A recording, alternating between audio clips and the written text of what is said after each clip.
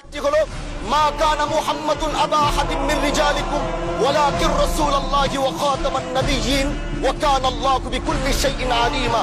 আপনি জানেন নবীর পরে আল্লাহর নবী হচ্ছে আমার ঈমানের অংশ, আমার ঈমানের পার্ট। তিনাকে ভালোবাসা, তিনার উপর ঈমান, এটা আমার ঈমানের অংশ।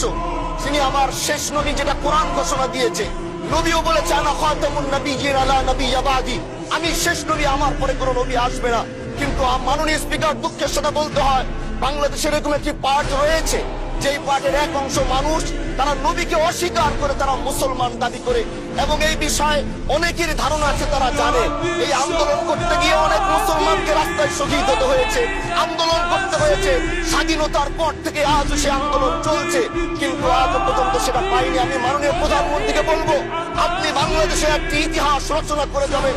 আপনার মাধ্যমে যদি এটা স্বীকৃতি পায়, যারা নবীকে অস্বীকার করে তারা কোনোদিন মুসলমান থাকতে পারে না। এটা আইনের মাধ্যমে, এটা বাংলাদেশের পার্লামেন্ট